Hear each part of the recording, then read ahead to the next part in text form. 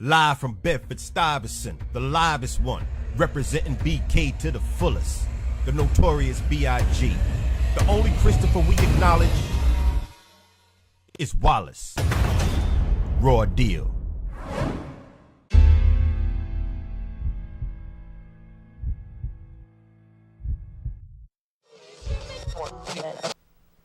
He knowing anybody know this.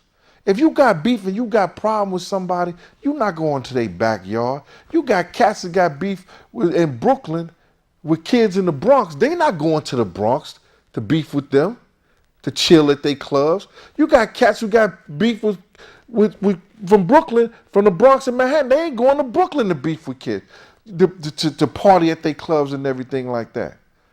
Why the hell Big was gonna go out there anyway? Because he was lured out there.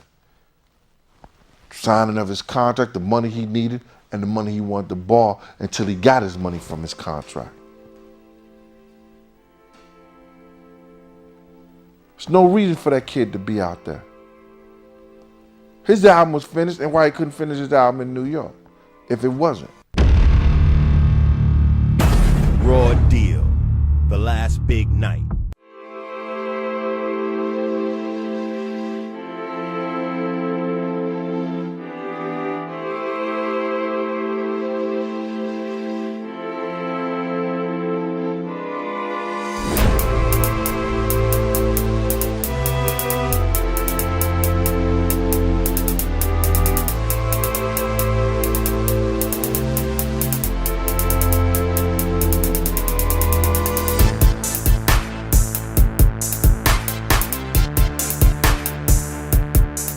Hey, this is Big Gene from Raw Deal, the last big night. I want to thank the people for supporting the first and second installment, and hope you enjoy, well, not really enjoy, but hope this is more informative, the third installment, than the first two. I hope it gave you a light on the atmosphere of what were going on between Death Row and Bad Boy at the time of Biggs and Tupac demise.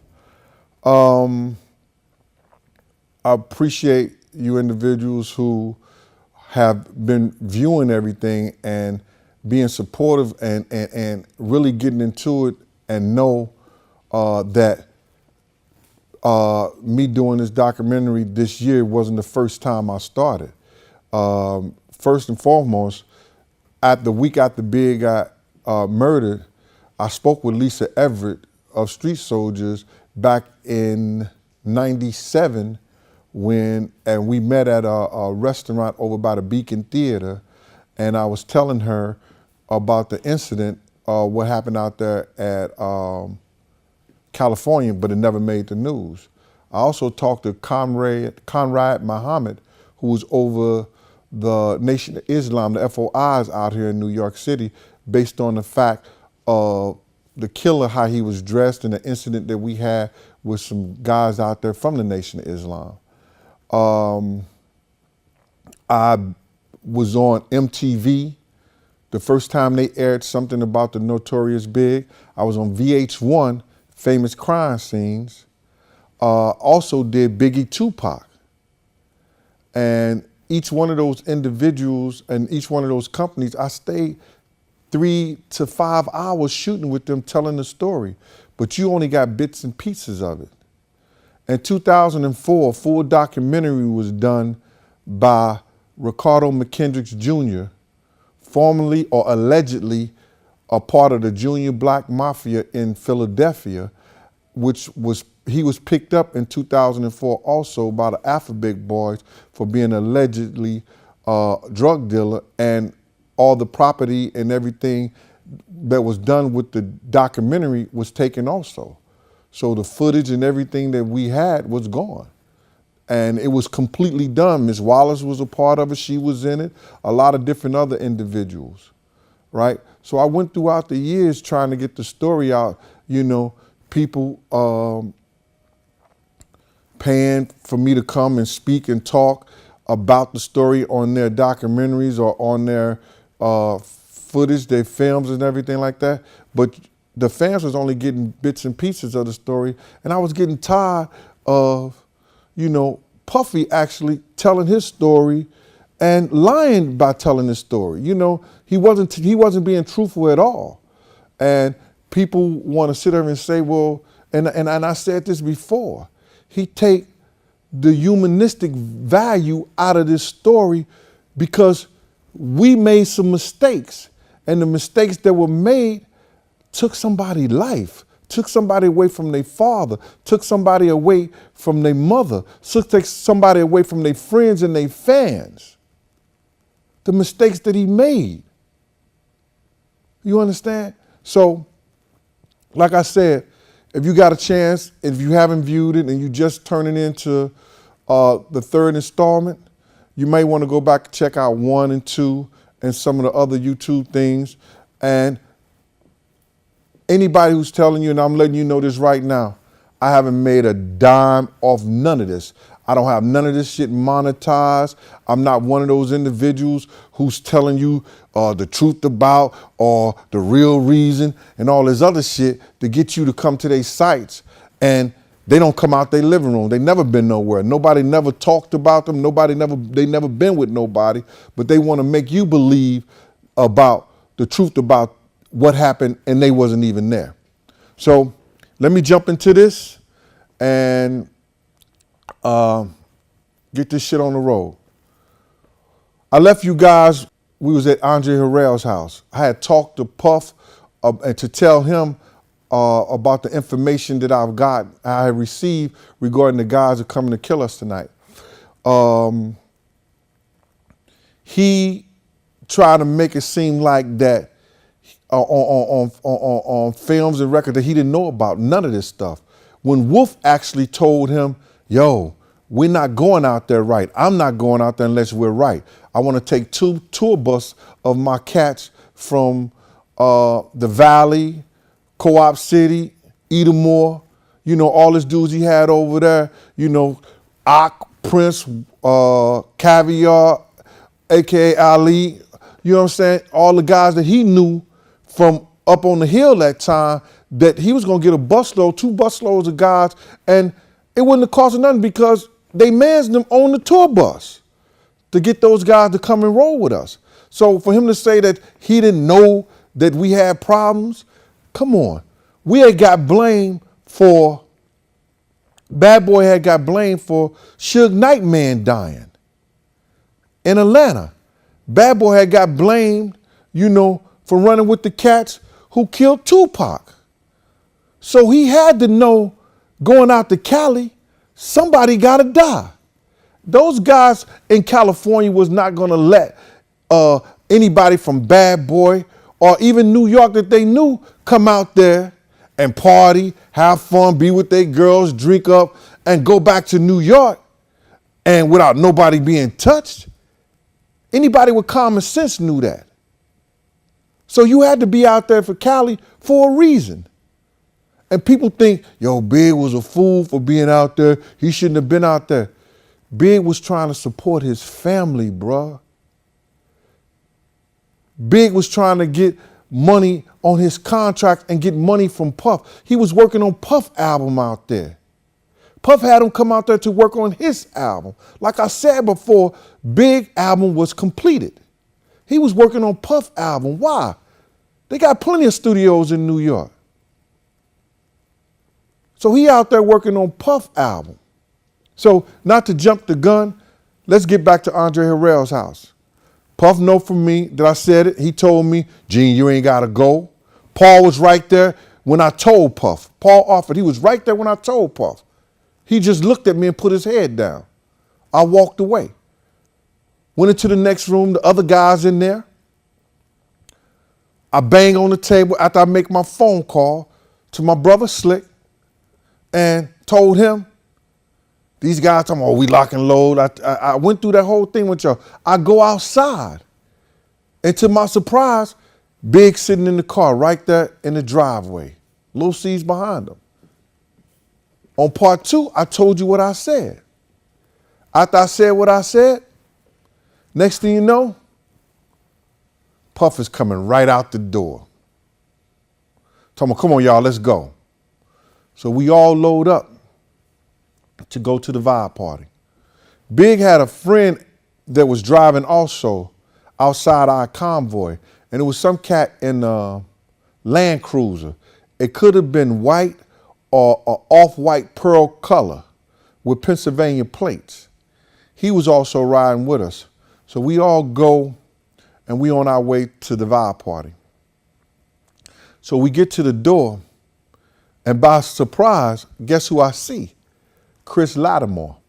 Chris Lattimore and Puff is in business on parties all over the country and all over parts of third world, because they did the Cancun thing for years. You understand? At Daddy-O's. I used to be at the front door at Daddy-O's, you know, making sure everybody get in. So I see Chris Lattimore, and that's when the light bulb ring. I say, oh shit. Puff trying to get big at this party because him and Chris Lattimore is breaking out some kind of money because they getting paid to do this from Vibe. So they gotta get big here. You understand? And I stood right there and I just looked at Chris. And he said, how many guys you got? I said, I don't know. So I stood at the door while everybody got in, and it was 23 of us all together, right? So we went up there, and he took us upstairs. Like I said, Big had to really take his time because I know now the bones, his femur or fibular bones are broken in his thighs or are fractured. You understand? So we taking our time. We go to the very back, the very end of where the party's at. We got a table set back there. You understand? So I see Ed Lover, and they got another DJ in there, but Ed Lover, he's the MC on the microphone and everything like that. Say what else, Ed? We continue to the back. We go back there and we sit Big and them down. Puff told the guy, yo, bring me all the bottles you got. I don't care. Bring me all the bottles you got left. You understand? And we're sitting down. I'm the individual that's directly behind the Notorious Big. And if you ever see the picture, it was Ed Lover, Big, Puff, and they got my head cut off, but I got a number 4 in a Mecca Audio shirt because not Mecca Audio, a Mecca shirt, because I used to always wear Mecca things. Puff used to get mad at me. He wanted us to wear Sean John, or he wanted to wear his stuff, and I would never wear it. I would wear Mecca. I used to like Mecca stuff. Mecca had some fly shit back in the day, and they used to, keep me with boxes and fresh jerseys and everything like that. So I used to wear their stuff. And Puff used to get mad at me. Man, listen to him. I ain't no billboard for you. You understand? And then he was like, yeah, he knew that he couldn't run me like that. You understand? Listen, only thing ever been regular about me was the gas I pump. You understand? I enjoy dressing how I wanted to do it, and Sean John wasn't a thing for me. So now, even though later on Wolf used to make sure that I got boxes and everything like that, because at the time I was only getting, a few things here and there. But then Wolf was like, yo, Gene should be getting boxes too. So, either go down there and mail them to you and everything like that. So we back at the Vibe party, and I'm behind Big. So Puff told me, yo, don't go nowhere. Stay directly behind, stay with Big all the time. I looked at him, and he was running back and forth in the party. You understand? Going up to the DJ booth and everything like that. And they just started playing Hypnotized like crazy. You understand? And, Puff was coming, bringing girls up to Big and everything like that. He said, he's telling Big, yo, Big, we're going to give a swim party at Andre Harrell house tomorrow. You understand? I'm getting these girls, I'm picking out girls at the crowd to come. And he'll bring the girls over. He said, yo, Gene, she gonna come to the party tomorrow. And so then I said, yeah, all right. So then he'll run back, leave again, you understand? And Big was over there drinking and everything. So Big told Lil C's, yo, Lil C's, go find some smoke. Cause they didn't even have no smoke, you know what I'm saying? So he said, Lil C's, go find some smoke. So Lil C's went out and C's brought 3 girls back. And I think they may have been from Brooklyn, I'm not for sure, but I think they overheard them say they had family in Brooklyn or they were from Brooklyn. So they stayed on the right side of Big at the time, and then they moved over towards the left side. So D-Rock came over to me, and D-Rock said to me, he said, yo, Gene, I ain't never seen you look like this. What's up, bruh? I said, yo, Rock, these niggas is coming at us tonight. And Rock said, yeah, all right, man, I got you. He stayed to the right side of Big, like looking at Big the whole time, didn't take his eye off of him and didn't move. Rock ain't drink nothing, Rock ain't smoke nothing. He kept his eye on Big the whole time. You understand? And I was behind Big. So what I did was I took Nina and put her under my shirt, and I kept her in my hand the whole time. You know, I was behind Big. So Puff would come back every once in a while and be like, yo, Gene, remember her? Yo, Gene, remember her? Yo, and Big said, how the fuck is Gene gonna remember all these girls you bringing up? So then Puff went away again, and so he started, you know, going to the DJ booth, and they steady was playing Hypnotize, you know, and one guy came up, he had a Death Row pin on, he had a suit on. He said, yo, man, you know, I'm from Death Row, but I just want to let y'all know, yo, I just want to meet Big. Yo, Big, this shit is about the music, bruh. You know what I'm saying? All this other shit, I can give a fuck about it. Big said, yeah, all right. So then these other group of guys came from, and I remember them, and it was Keefy D. It was Keefy D and a couple other dudes, you know what I'm saying, like that was with him.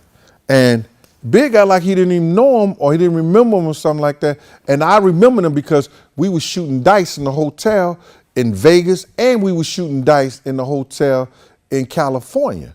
You understand? He was come up there with D-Mac, and he would come with, and Tretch would come up there. Tretch came up there one time and they were shooting dice. It was all us. It was Tretch, Keefy D, D-Mac, me, and Puff was in his room at the time, and Tretch had OJ daughter on his arm. She's a fine little thing. I forgot her name again. I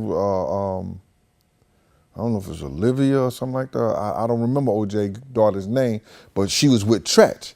But she was nice. Tretch used to, we was on the road with Tretch on that Jodeci tour, and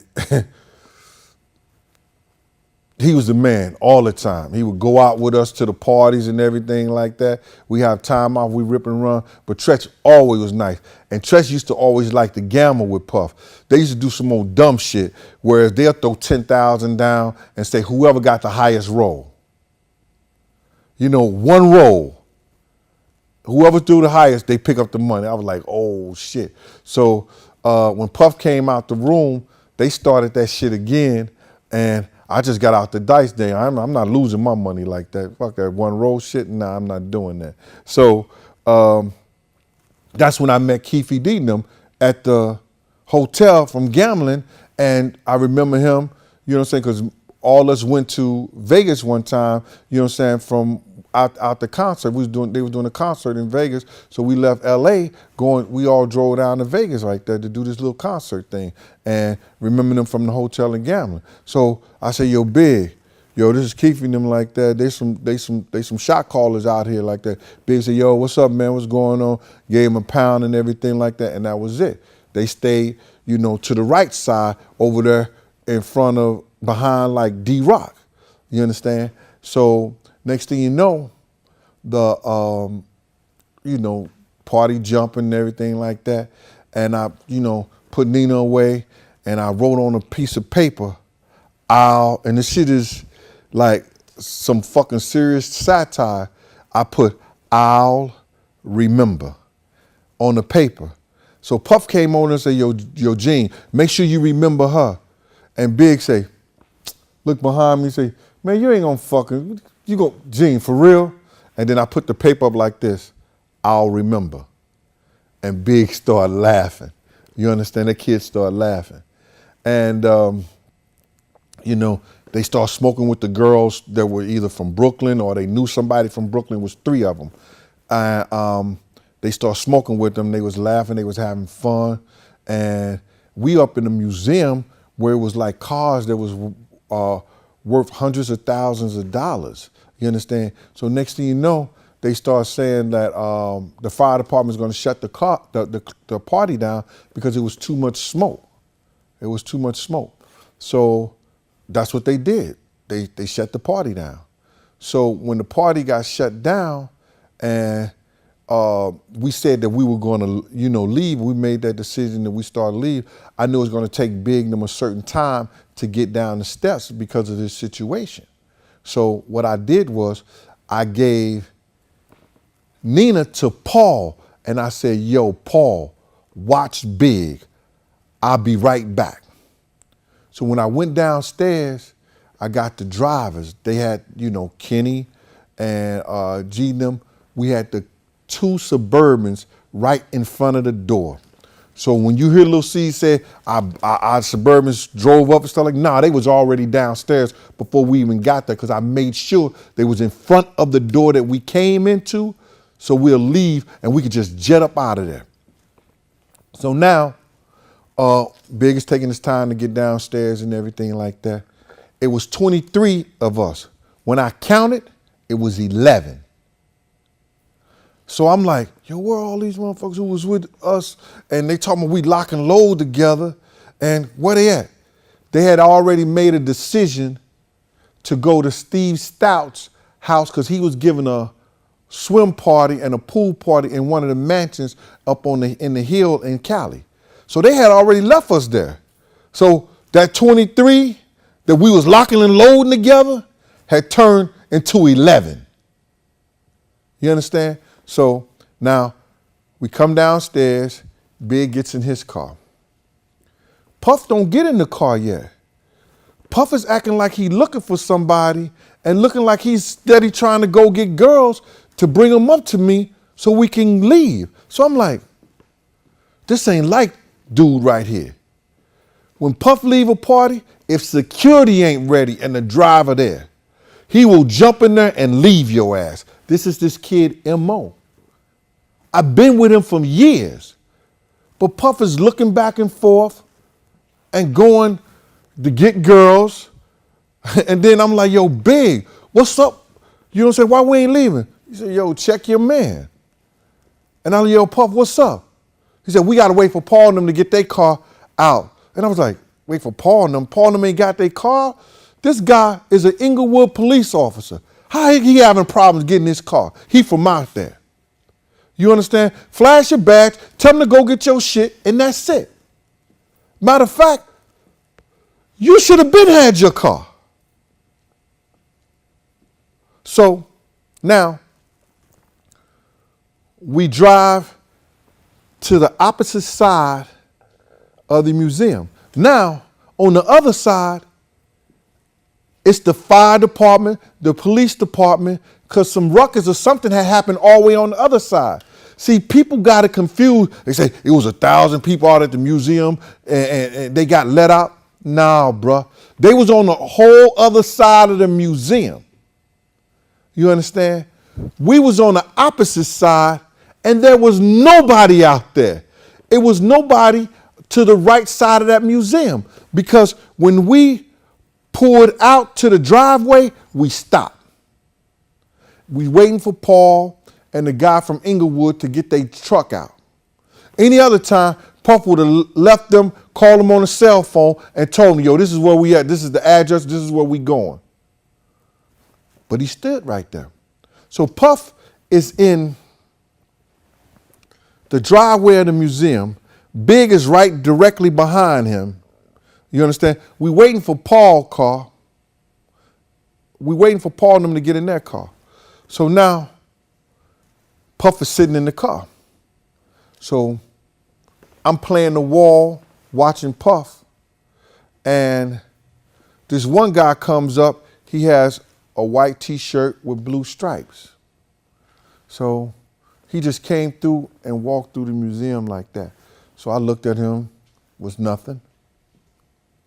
He left, looked at the museum, stuff like that, then he went back down the street. I said, okay. So I went to Paul. Paul still had my girlfriend with him. You understand? I said, Paul, you see the guy in the blue and white shirt? He said, nah, what's up? I said, nothing. You know what I'm saying? He said, Puff, all right? I said, yo, Puff good, he's straight. So we stood out there. They still having a problem getting their car. So this other guy comes up. He has the blue suit, white shirt, blue bow tie, peanut hair. He walks up there like he walking towards Puff's car. You understand? At this time, I got Nina under my shirt, because listen here, I know how the boys in Cali roll. My brother used to be out there in Sacramento. You understand? And them niggas do drive-bys, bike-bys, whatever. You understand? And I go by this law all the time. I'd rather be judged by 12 than carried by 6. So I got that shit right up under my shirt. You understand? And dude walks up, and he's about 10 feet from Puff car and from me. And I lowered my arm, and he looked me dead in my face. I looked him in his face. He ain't say nothing. Now, the reason why I'm looking like, because I'm thinking he doing security out there, because he dressed like he from the Nation of Islam.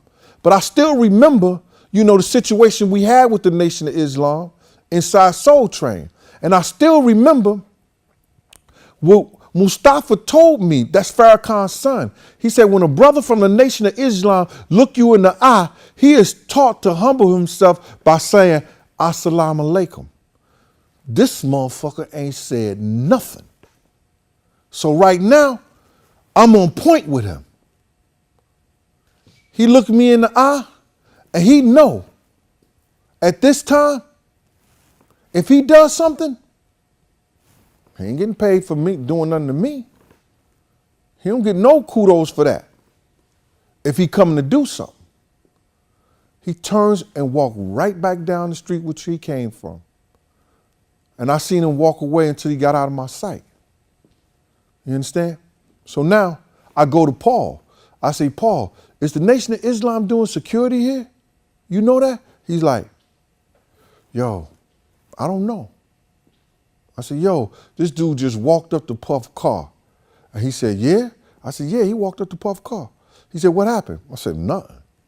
He good again, right?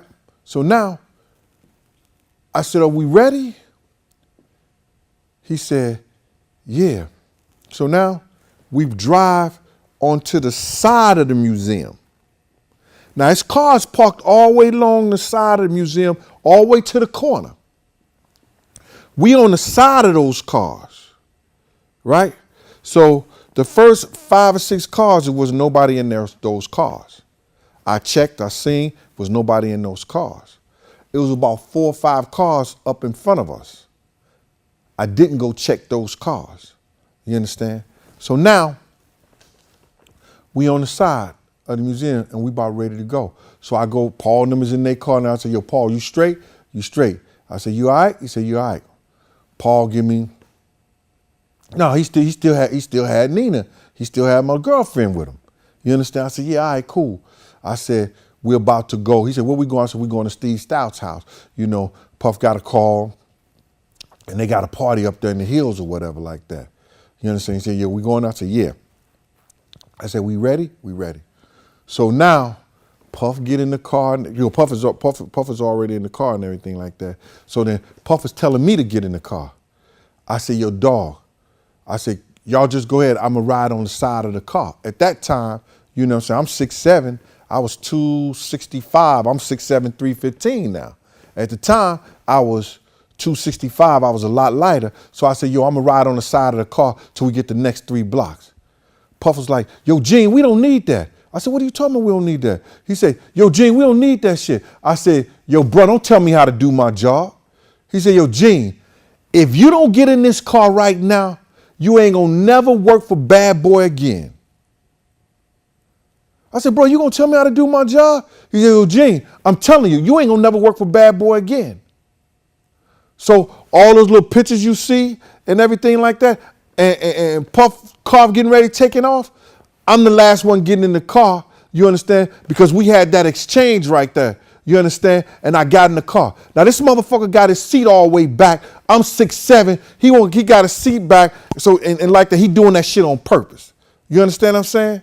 So now I'm on the seat, with my legs sideways. You understand? Because this motherfucker won't let his seat up. I tell Kenny was our driver at the time. He's from California. And I said, Kenny, run the next 3 lights. He said, why? I said, Kenny, let me drive then, bro. If you ain't gonna run the next 3 lights, let me drive. And Kenny said, yeah, all right. So now we run the light. After I checked the scene with Paul, everybody good, yeah, everybody straight, everybody fine. Paul said, yeah, everybody fine. We go and we run that light. As we run the light, Tone, who's in the car with me and Puff, Tone said, Bignum ain't coming. Bignum stopped at the light. So Tone could see, because Tone was sitting behind me. I could only see in front of me and to the side because I couldn't turn all the way around because of my legs. Tone said, yo, Bignum ain't coming through the light. Those 3 girls that was on the side that Bignum was talking to, you understand, at the party, they were still talking to him downstairs as we was on the outside. So I guess they were still talking to him on the corner. You understand? Now, we run the light. Bignum stopped at the light. It was a flashing red light. Bignum stopped at the light, right? The car that was parked on the corner and Bignum got ready to take off is the car. Listen to what I'm saying. It was the car that parked on the corner of the museum. We never left the museum. Bignum never left the museum when Big was shot. So when Lil C's and everybody say, your car pull up, yeah, the car did pull up. He was right parked at the corner. The car was parked at the corner. So when Lil C's got ready to take off, he got ready to make the right there. Already parked there. Been parked there all night. It was a setup. Nothing beats an ambush. It was a setup. That car was parked there all night. So dude pulls to the side like this and start blasting. Tone say, yo, somebody pointing a gun at Bignum. He sees everything. I'm trying to turn around. So now I go to open my door. When I go to open the door, you hear something go, bap, bap, bap, bap, bap, bap. The fucking Kenny guns the gas. Not going back, going forward. I'm like, yo, Kenny, what the fuck is you doing, bro? He said, yo, somebody shoot. Yeah, they shooting that big nigga. Turn this motherfucker around, Kenny. Kenny, we don't know he just said they shooting at Bignum. You understand? So now, Kenny stops the car, backs up, do a U-turn, turn the corner, and start driving towards Bignum. This motherfucker takes off to the right, driving. He takes off, driving. We stopped the car right in front of Big's car. Puff talking about he ran to the fucking car. Motherfucker, you got out right in front of the car. Because when the guns went off, you grab your fucking head, put your head down in the motherfucking seat of your car. I'm looking at your ass. Tone is looking back, Stevie J is looking back, and I'm trying to look back. So we got in front of Big's car. Puff runs around our car and go to Big's side. Now, I'm behind Puff. Everybody in Big car is going to look like a fucking airplane. All the doors is open, except Big's. Puff said, yo, you hit, man, you all right? You all right? You all right? Big, you all right? Big ain't say a motherfucking word then. You understand? Big ain't saying nothing. Tone said, yo, Gene, come on. Me and Tone hops in the car. Tone backs that motherfucker up. He start flying. We see the car going down, going up the street. Tone trying to push that shit. Tone doing 90. He trying to do 100, but every time he trying to do this fucking 100, the car go,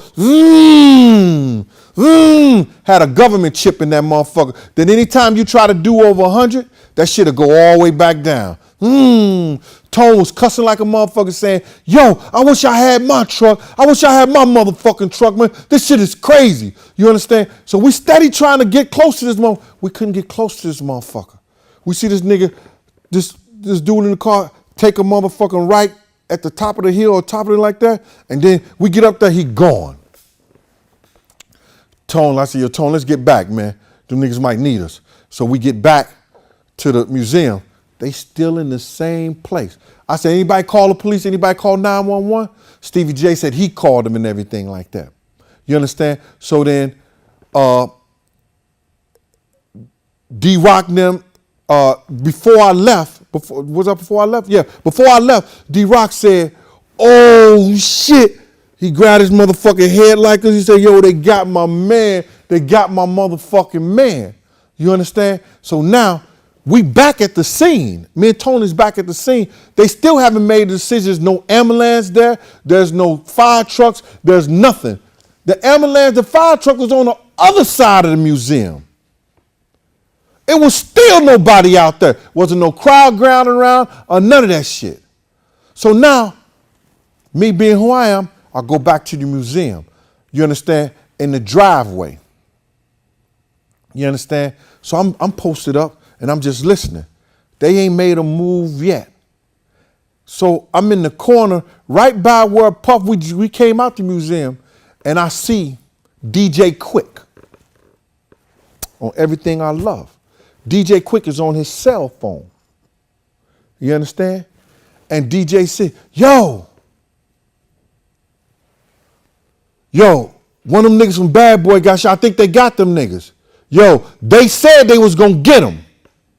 They said they was gonna get him. Came straight out his mouth. Came straight out of DJ Quick. I'm looking dead at him. So now I'm going towards him. He see me coming towards him. Nigga Paul run down, grab me. Yo, Gene, we about to go, man. Come on, why the fuck you down here? I was like, yo, man, all right. So then we run back to the car. Now we go back to the car, and we hop in the car. Puff is in the car with Big and them. So I said to them, right there, Puff was on the side right there, still consoling Big, saying something like, and Kenny got in their car now. Kenny was our driver at first. Puff said, you know what the hospital at? You know what hospital? Because I guess they got tired of work waiting for the ambulance and everything. You understand? He said, well, you know what the hospital? Kenny said, yeah, I know what hospital at. Now, we didn't know this at the time. A hospital was 2 blocks away. It was 2 blocks away. Puff got in the car. Now he's in Lil C's seat where Lil C's was at, behind Big. I said, whatever y'all do, don't let him go to sleep. Don't let Big get to sleep. He was hit. I said, don't let him go to sleep. Keep talking to him. Keep him up. Don't let him go to sleep, whatever you do. Kenny said to Big, yo, Big, I'm going to get you to the hospital. Big put his head back and his eyes went to the top of his head and he said, just do it, man. That's the last thing I heard him say. So when Lil C's talk about he ain't say nothing, the man told Kenny, just do it. Put his head back and he said, just do it. So now we following Kenny and them to the hospital. Tone is cussing his motherfucking ass off, saying, what's wrong with Kenny? Lil C's talking about, we was driving, going up on top of the curb and shit like that. Get the fuck out of here. Tone is my witness. Tone said, what Kenny going? Why is he driving like that? He should be running lights, dodging and everything like that. He was doing that. He'll stop at the fucking light, then wait and see if it's all clear, then go in the whole 9 yards. Come on, man. Tone said, I wish I knew where the hospital was at. Tone, ask him. He know I ain't lying. He said, I wish I knew where the hospital was at. So we driving this motherfucker and stuff like that. And Tone them come like, yo, this shit is playing out in my motherfucking head. I didn't know who did the shooting at the time or none of that. This shit is playing out in my head. I'm like, oh shit. You understand? So now we get to the hospital. Somebody running the hospital. They get the gurney with the attendant, the doctors, and everybody run out. So we got to get Big out the car. So now we open the door. I'm on the right side of Big.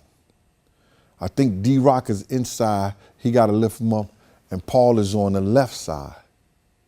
Yo, so we trying to move Big legs off. So when we go to move his legs, I see that he had urinated and his pants was wet all around. So I dropped his leg. Like, oh shit. And I said to myself, yo, this kid is dead. And then I got back on top of it and I grabbed him. And when I grabbed him and as we lifted him, I could smell that he had defecated on himself. So I knew he was dead. So I was fucked up. So we get him on the thing, they rush him inside. So now, I guess they was on the phone and the hospital and those 23 motherfuckers who was locking and loading with us, they done made it to the hospital, left Steve Stouthouse and everything like that, or they just made or didn't make it or whatever like that. And it's all these motherfuckers in the emergency rooms talking shit, talking about, yo, that's Notorious Big. I was like, yo, y'all get the fuck out this hospital right now and let these people do their fucking job. Clear this motherfucker out, because the hospital people was trying to clear him out, you understand, but they wasn't doing that and they was making a lot of noise and there was other patients, there was other people there. You understand, something like that? So I helped them clear a motherfucker out the hospital. So when they clear out the hospital, I go and I get on my phone. I'm calling Unc, calling Zip, and I'm calling Chaz. Chaz is telling me, yo, I'm on my way over there, man. I was on my way over to the museum, you understand? But I'm on my way over there now, you understand? Chaz got a couple of cars with dudes all in and everything. He know the deal, you know. He said, y'all gonna be all right, man. You just, yo, Gene, I'm on my way. I said, all right, cool. Unc talking about, yo, I'm on my way. Everybody talking about they on their way. So now I go back into the hospital, you know, I go back into the room like that. So you think this Puff runs out the hospital door In the emergency from the room. back. The nigga Puff came out and he grabbed my arms. And when he grabbed both of my arms, he said, yo, Gene, we gotta pray. We gotta pray. I said, I pushed his hands down. I said, pray for what? That nigga's dead. And walked out the hospital door. And I didn't mean it in the way, I was just hurt, because nigga, you ain't listen to me. You knew somebody had to die.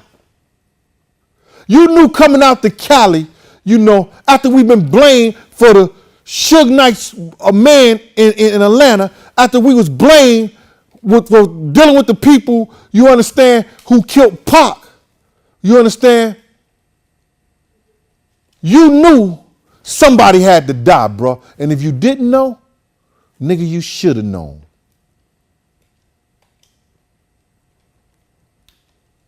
So I pushed his hands off me, you understand, and walked back out the hospital door. So now, come back in. Paul said, yo, Gene, we got to get Puff to San Diego. They about to fly him out. I said, what? He said, yeah, we about to get Puff to San Diego. They're gonna fly him out.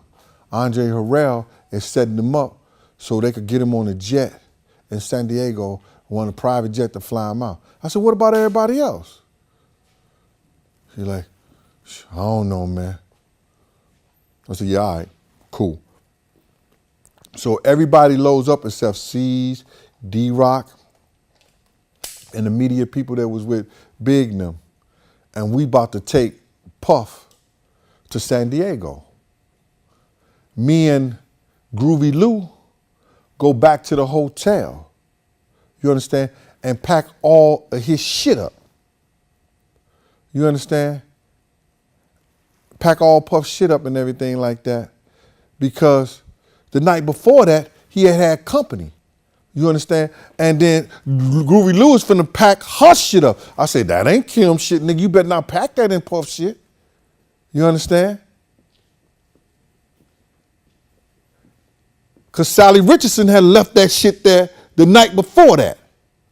Because she was at the party with us, because Puff want to show the fuck off. He got Kim, Sally Richardson, them sitting right there at the motherfucking same table, at the same moment, act like he's some kind of boss ass nigga with his baby mama and his mistress's girlfriend right there at the same motherfucking time, nigga. You showing off and this kid die because you want to show your motherfucking ass off at some fucking vibe party.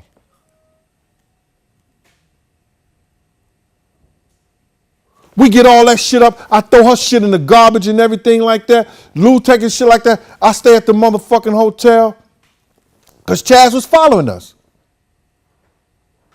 Chaz was following us with a convoy of people. And Paul stopped the motherfucking van and said, yo. I said, what's up? He said, yo, who that? I said, nigga, that's Chaz and them. Nigga, I called them. He said, yo, Puff said we don't need all that. I said, nigga, we don't need all that. Nigga, Big just got killed. What the fuck you don't mean we need all that? We don't know who gonna roll up on us, bruh. So, Chaz and them see me back to the hotel. It was at the Beverly Hills. And the next day, I hear Puff has already made it to motherfucking New York. Chaz and them come, they took me out to some garlic steakhouse and everything. And he was like, yo, listen, man, you ready to go? They put me on the plane and everything like that. And I come back to New York. And that's when, you know, my phone is on fire, everything is going up. I'm calling, you know. While I was out there, I called Slick, I called Shay. I was telling her, yo, little Shay, yo, Big got killed. She used to come to all our, you know, she used to hang out and, you know, be out there, smoke with them in the whole 9 yards and just be at all the parties, a good friend of mine.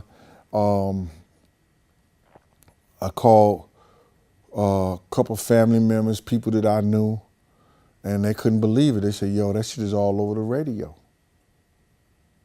All over the radio. So, that's what happened.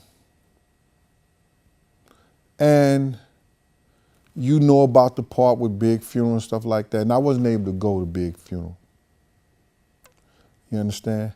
Because Bad Boy and Puff and them, you know, through, you know, his office and his team, the people who was handling the media and everything like that, and the questioning and everything like that, they kind of made it seem like I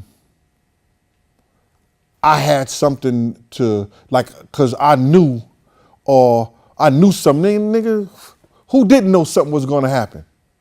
Anybody could have told you that those cats was not going back to their block and say, you know what I'm saying, yo, we let Bad Boy and them come out here and party. We let Bad Boy and them come out and nothing happened to nobody. Niggas couldn't even go back to their block with that shit. Cause the motherfucker Punk would have told them straight up and down, how the fuck you gonna beat me up and shit like that? You ain't do none of them niggas from Bad Boy when they came out here and party. They came out here, smoked their weed. They came out here, fuck y'all girls. They came out here drunk and had a good time in California, and y'all ain't do nothing to them. But you gonna beat me up? What a nigga gonna say? They knew they had to do something. You knew they had to do something. Somebody had to die, bruh. So, I was the scapegoat. They told the LAPD, my whole government, where I worked at, They came to my job. You understand? They told the FBI, Phil Carson. He came to my job.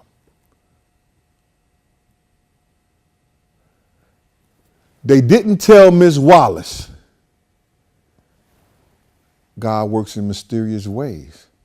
Ms. Wallace kept saying, they said, ask Gene Deal, ask Gene Deal, ask Gene. He knew something was going to go down.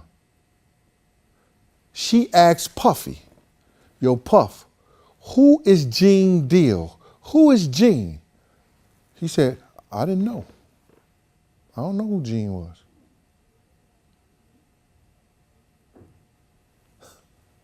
You didn't know who Gene was? You told the LAPD. You told the FBI. But what happened, my fraternity brother, Bill Withers, he used to bodyguard Michael Jackson. He used to bodyguard Don King. But his last big job was Michael Jackson. He was there when Michael, was murdered, what I'm saying, died. So Bill said, Ms. Wallace, I know Gene Deal. That's my fraternity brother. I'll call him right now. So he called me. She had made it back from LA, and I went to see her. I told her everything, what happened. I even told her apart how big was found in the car. And she said, I seen tears come to her eyes. She said, I don't want to hear that. I said, Ms. Wallace, I just gave it to you 100 so you could say that I didn't tell you that or you didn't hear that, I just gave you everything 100. I'm sorry. She said, I don't want to hear that no more. So I'm sitting here in this black suit and I'm burying this part of my life. A friend of mine said to me, and this guy, he's well known. He used to be really known for slapping DJs. He said to me, you can't blame yourself. You told Big, you told Puff, and they knew better. But I understand Big needed the money, you know what I'm saying, because he was in between contracts. He was scratching for money, he was asking for money, he was getting a loan from Puff actually when he was out there so he could take care of his business until his contracts come through. So, he said to me, my friend said, you can't blame yourself, Gene, because it's a certain thing that faith and that things just gonna happen and transgress. A lot of us can't do nothing about it. You just gotta go with it. And I said to him, bruh, in my mind, I knew it was dangerous. I knew it was wrong. But I was thinking about the paycheck. I was thinking about that this nigga wasn't gonna pay me if I didn't go to that party with them. I was thinking about that this nigga wasn't gonna pay me if I didn't get in the car with them. I should have manned the fuck up and said, yo man, fuck you, fuck your money. And maybe it gave Big a out.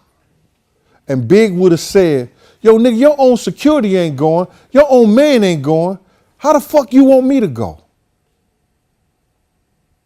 I didn't give that man that out inside me. And that's gonna always fuck with me. I didn't give that kid that out.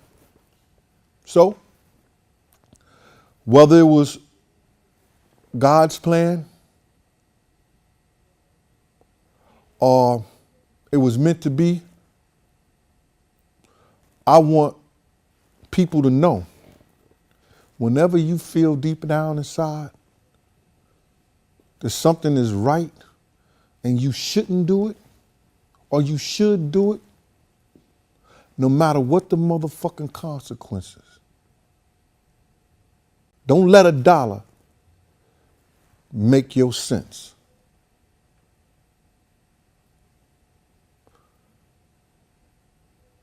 Because God don't watch nothing but fools and babies.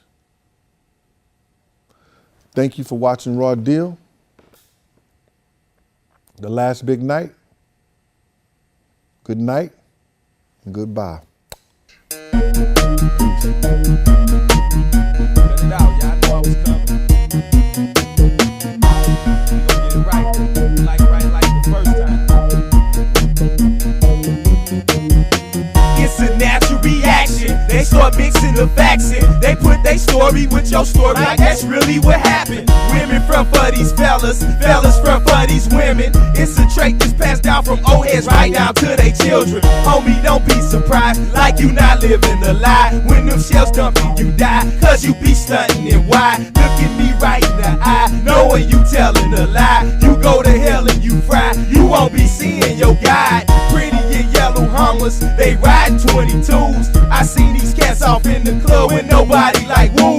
Say these brothers some fools, thinking this stunting is cool. You should keep it real if it's something you know you don't do.